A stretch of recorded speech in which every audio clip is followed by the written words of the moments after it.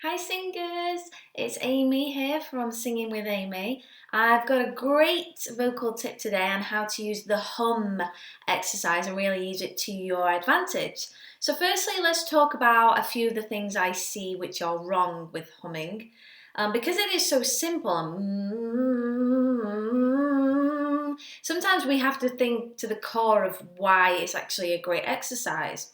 So I often see singers just basically humming and just keeping the sound really within the mouth and a very small sound like this.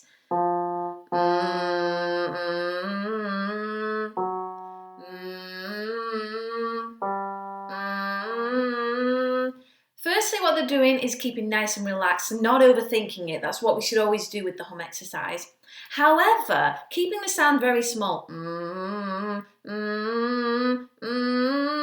keeping that chest voice quality to it where it sounds like the talking voice is a very common mistake that I see quite often. It's a very bad habit because as we get higher, we want to think about the timbre, brightening up the tone so that it really resonates in the nose and in the cheeks. And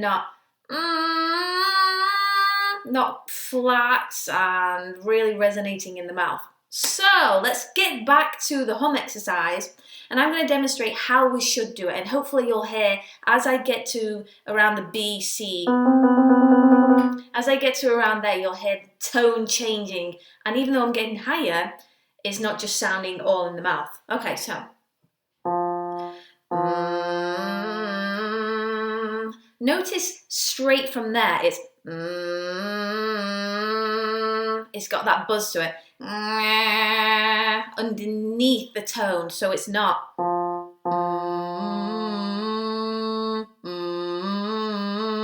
it's and what I'm really doing there is thinking of you have to use a bit of energy to it as well, and not just because if we have the face so relaxed that it becomes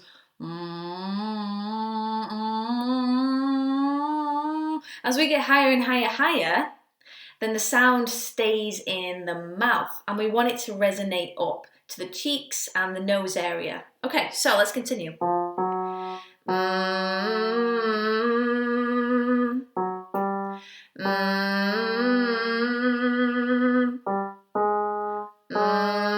Still keeping that to begin.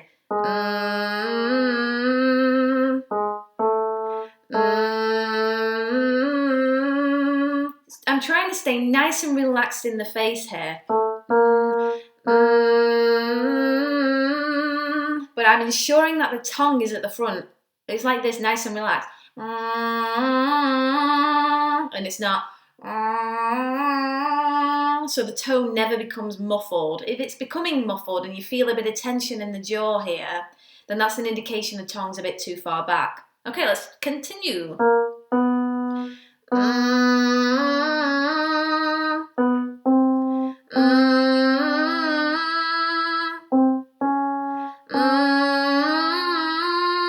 Almost as if you're watching this on mute. It's like I'm not making any noise and I'm just... It should have that effortless quality to it, but inside the mouth is working really hard to create the resonance higher up. This point, the D, this is where I see a lot of singers really using all of these muscles and veins pop out and all sorts around the neck. So this is what I say. Let me try and think how I can do wrong.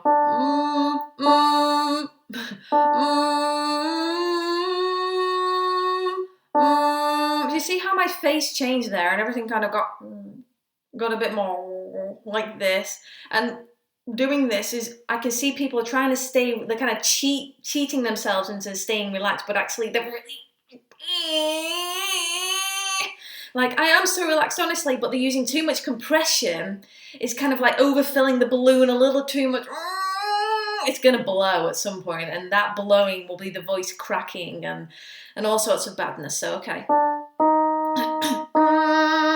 Make sure you get that buzz, that pharyngeal resonance to it.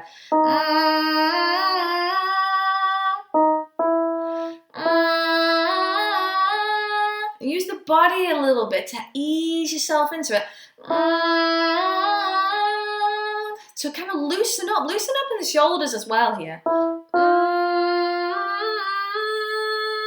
Very, very important too that we don't keep the teeth clenched.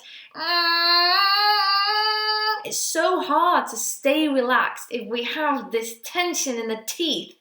Everything in the body is connected. So tension in the teeth, tension means tension in the lips, in the jaw, in the chin, all the way down to the neck and the throat. So keep it all nice and relaxed.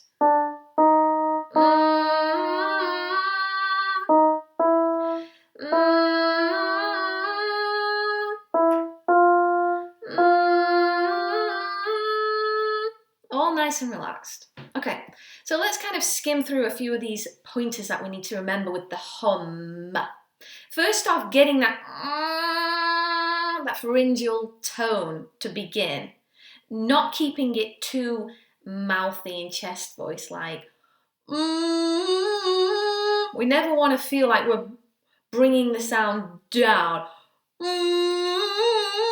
We don't want a dopey tone with the humming. It's great for other exercises, as I talk about in a couple of my other YouTube channels, videos. But with the humming exercise, what we're focusing on here is really stretching the vocal cords out as we get higher, but doing that without changing the tone too much. So everything, the low, middle, and high notes all have to have the same quality and tone to them, which is why we start off with the even on the low notes.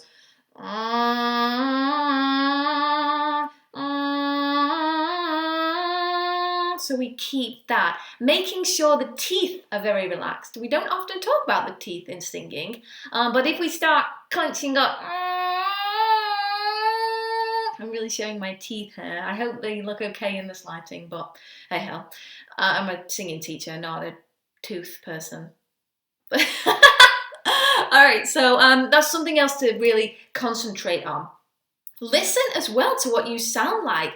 If you feel like it's sounding a bit too loud, if we're using volume for power, it's an indication you're using too much resonance in the mouth. So let go. Use the body.